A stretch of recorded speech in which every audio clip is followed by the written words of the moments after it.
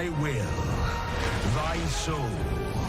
These are all the means thou hast to carve thy path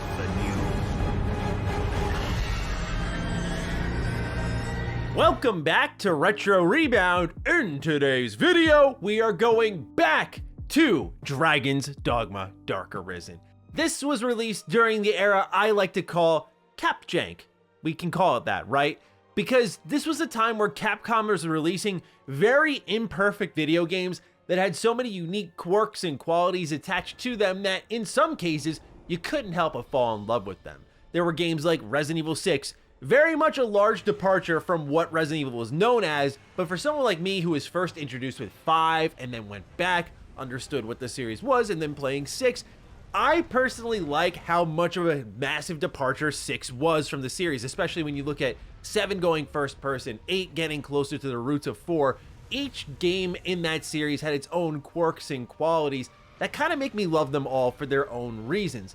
And then I look at Dragon's Dogma as the definitive Cap Jank game, if you will. This is this random fantasy RPG where when it was first coming out, very little hype attached to it because it was following up Skyrim. And I remember May 2012, this is the first fantasy RPG that I played following Skyrim, and I was so incredibly excited for it because it just looked different. It was a dangerous open world. It had elements of Monster Hunter and Shadow of the Colossus, but also the fantasy stuff that I really loved from things like Skyrim, which I was coming hot off of, and I was itching for more. And so the timing for me couldn't be better, but I think for others, they were just plenty happy with Skyrim and were not interested in Dragon's Dogma.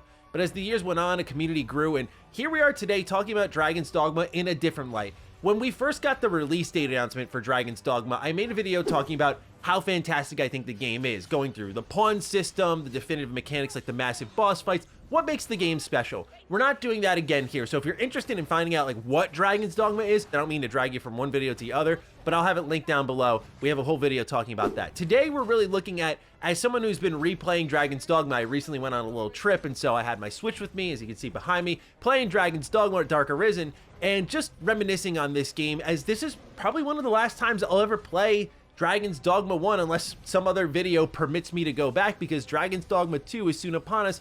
And what I want to do in this video is take the known information we have for Dragon's Dogma 2 as we record this, and compare and contrast to what's available in the first game, and just talk about, you know, what I'm looking forward to, what I'm excited about, what changes are coming that I think will be great for the game, and what I do hope they do different with the sequel. So yeah, we're going to be taking a look at it from that angle. At the same time, it'll also be like a very brief recap, kind of catching you up on what was happening in the first game, what's been going on with this series, and what you could maybe look out for in Dragon's Dogma 2. So with that, ladies and gentlemen, if you are new here and you're into nostalgic and retrospective content, you're in the right place. Consider subscribing. I want to begin with dialogue and questing in Dragon's Dogma 2 and how I really do already see that it's going to be massively improved, but I hope they continue to push the pace there. Playing Dragon's Dogma 1 again has its unique charm, but I think when we're a week after the launch, say, of Dragon's Dogma 2, it's going to be tough to go back when it comes to questing and dialogue. These are floating heads talking to you, and the camera and cutscenes aren't necessarily high production value like Capcom's really known for nowadays. And there really isn't characters fully established long-term in these stories for them to develop. You're not playing Dragon's Dogma really ever for the story. The general premise is this giant dragon attacks a little village, and you end up losing your heart in the process. And so you go off on this journey as the Arisen, who's now someone living without a heart, to find out, number one, why you're still walking basically without a pulse, but number two, to go and get your heart back, which is naturally where the story carries you in that direction. Now, there's much more that'll happen afterwards, which we will talk about, but the story isn't what you're here for. At the same time, though, I think quests can still be interesting without having fantastic narratives. How you do that, different options in gameplay. How do you approach it combat-wise? How do you approach the game in the terms of, are there different choices you can make and consequences for those choices? Sometimes bad stories are just saved by player agency. And what we've seen in Dragon's Dogma 2 with some of the brief showings of quests they've had is, number one, that they pull the camera in a lot more for dialogue. The character models look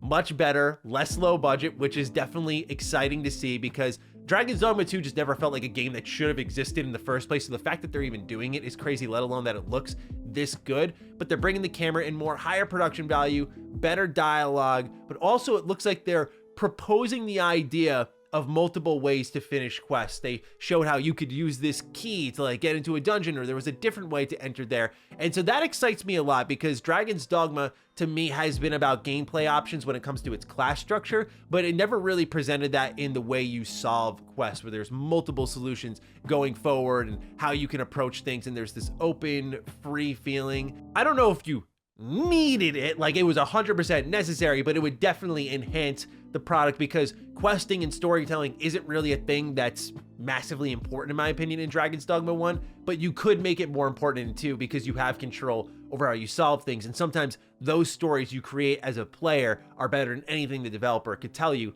which is honestly a lot of what Dragon's Dogma is. So I think it feeds well into the design. Like, the stories you tell are usually about the big harpy that randomly attacked you out of nowhere, the huge bird that swooned in and attacked you out of nowhere, like, and how you took it down. Those are the stories you're going to be telling your friends, or when you're trying to like sell people on the game and why it's worth taking a look. So I think feeding into that would be great, which it looks like they're already doing. They're also making changes that I really am going to appreciate long term. Like, it's going to be tough to go back to Dragon's Dogma 1 for one reason only, and that's because in Dragon's Dogma 2, when you run around the open world, there isn't a stamina meter constantly depleting. So yeah, in the sequel, you can just run around and no problem whatsoever. Get around the world quick. In Dragon's Dogma 1, as you'll see in the gameplay here, like, I'm sprinting, the stamina's about to empty. If I let it empty all the way, which I didn't, you'll see your character fall onto their knees and they're just completely out of breath. You gotta take a moment. So it's constantly dipping in and out of sprint, sprint, sprint, jog for like 10 seconds, sprint, sprint, sprint, jog for 10 seconds.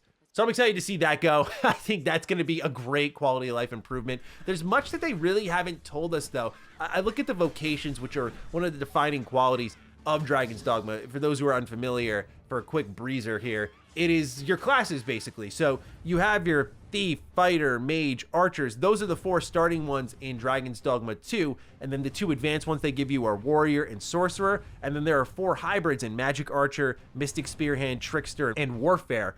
There's some changes here, like the gameplay you're watching for Dragon's Dogma 1 here is from the Mystic Knight class, which does not seem to be in Dragon's Dogma 2, but what they have is, as I mentioned earlier in the hybrid class, Mystic Spearhand, which I think might be just a better looking replacement of that. Some of the animations I saw in their Vocation trailer look so incredibly good. You also have to wonder if there's more we don't know about. Are there more they're adding to launch? They have this new Trickster Vocation, which doesn't involve doing damage, but tricking your enemies, as the class name would suggest, like creating apparitions of yourself to lure the enemy in and do damage over time, or having your pawns handle the business for you, or luring them off the ledge of a cliff and watching them fall to their death.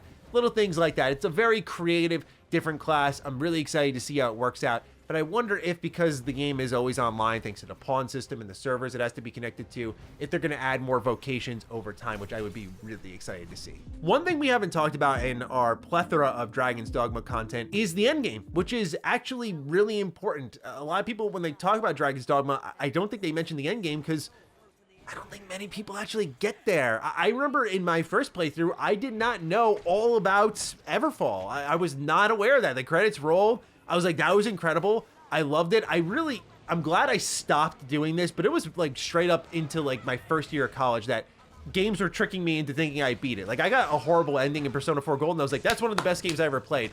It's like a compliment to the game, but also a testament to your stupidity. So I'm trying to get that out of my system here. But I did do this with Dragon's Dogma 1. Beat it. I was like, all right, cool. Like, that was amazing. I loved everything about that.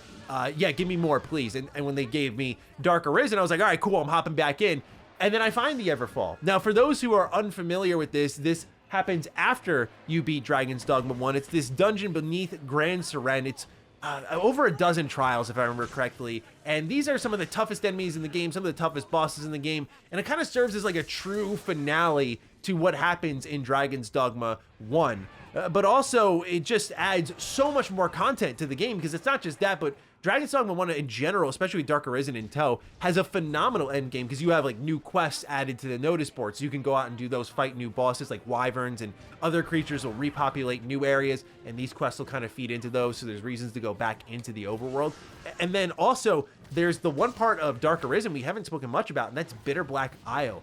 This is built in the same way that I would say the Everfall was, where very trial focused, very tough enemy focused. Like, again, you're gonna find the strongest enemies in the game are here in Bitter Black Isle, and it's pretty massive. Like, you can keep going, and as you go deeper, it becomes more and more dangerous. But this is also where you get like the best loot in the game, and they'll come in like cursed, and you'll have to purify it. So there's also this little gimmick to it all. But yeah, like, this game has not a necessarily loot-driven endgame. It's driven by the challenge and the gameplay elements, but you get good stuff out of it, and it just gives you a lot to play around with. And so I'm really crossing my fingers that Dragon's Dogma 2 launches the great endgame. I thought, generally speaking, even though I found out about it with Dark Arisen, Dragon's Dogma 1 had a really great endgame with the Everfall and some of those notices on the notice board, but then you combine that with Bitter Black Isle, and it's a pretty high mark to reach. So I'm hoping Dragon's Dogma 2 stands up to the task there, because DD1, I mean, that was one of the reasons people fell in love with it, like the transformations to the open world after you'd beat it. It was like worth going back in again and doing what felt like essentially another full playthrough. You could really clock some serious hours in, but it felt meaningful, which is really important. Now, I've been talking a little bit about all these boss fights you're going to be getting into with Dragon's Dogma, and especially in 1, I mean, that was like the star of the show. That was like the defining quality. I remember when it first came out that people were really talking about, because you could crawl on the monsters and target weak spots, and as your pawns learn more about these weak spots, they too would target them and get better in combat, and that's something you really feel. Like, when I was going through this dungeon, I was playing it on my Switch on the plane, and I went back and recorded some gameplay of it. My pawn was learning more about their first encounter with zombies, and they went from not really utilizing any of the enemy weaknesses to popping fire attacks constantly and doing tons of damage. And it's really fascinating to just see how quickly the AI learns and develops and exploits weaknesses, and it makes battles easier. So it's really awesome to see all that. But these massive boss fights are really the true test of skill and strength in Dragon's Dogma. And what's important to note here is what makes them special is not just that they're there and in these set locations, but they're dynamic. Like I mentioned earlier, a bird can just swoop in, surprise, I'm here, let's fight. What's cool about Dragon's Dogma 2 that I saw is, say again, that giant bird will just swoop on in and attack you while you're in a town. And so the NPCs will gather around and fight alongside you. I'm a little concerned about the frame rate, I will admit, but that level of dynamic nature mixed with danger is also what made Dragon's Dogma click. And so to have that on a whole other level where you think you're just running to safety by the nature of game design, and they're like, no, you got to fight him here and now. You are not getting away from this creature. I love that, because it's that sense of danger and that anything can happen anywhere that makes Dragon's Dogma so captivating. And so yeah, it wasn't like a complete run through of the game for this playthrough. It was more you know what, I'm gonna enjoy my last like 10 or so hours with Dragon's Dogma 1. I can always come back, but I know that Dragon's Dogma has always been a good go-to for me on Switch, as you can see behind me. I always like playing it on Switch. Something about it feels right. If you've not got into Dragon's Dogma and you're holding off on the sequel for whatever reason, and you're looking for a reason to pick up the original, I would recommend Switch. It's always been a good travel game for me, but I wonder if those days are going to come to an end, because after playing the sequel, if it steps ahead of the original in so many meaningful ways, it may be tough to go back. And the reason I feel confident about saying all that is Capcom's been in a pretty dominant era right now, and that's why I'm very excited for them to be doing Dragon's Dogma 2 now with all the talent they've accrued, and why I'm really praying to God that they do something with Mega Man. I love that we got Battle Network Collection. You know, I've been begging and praying for that, but a brand new X game like X9 from this team at Capcom would be insane. A Mega Man Metroidvania game, do an X Command Mission 2, like a turn-based RPG. Like, please just do something with Mega Man, Capcom. I'm begging you. But nonetheless, ladies and gentlemen, those are just some things I'm hoping to see in Dragon's Dogma 2 from the first game. Lots of dungeons, lots of boss fights. You know, all of those are shoo-ins, but it's really going to be about the quality of life enhancements like the sprinting, those little things, combined with that dynamic sense of danger. It already looks like the dynamic part's down to a T. I remember they saw them throwing an explosive barrel at a hole in a waterfall, and it blew all the water out and washed away a boss. That stuff is what this game is all about. So it looks like they're cranking that up to 9,000. And then on top of that, it's really to me about the end game. I know I'm not there for the story, I'm there for the gameplay. So it's just about giving me more and more gameplay, which I trust they will. But we'll see in due time. Not too long until we're at the release of this game. And so I can't wait. And I'm looking forward to hearing your thoughts down below. Fire away. With that, I will catch all of you in the next Retro Rebound. Peace out.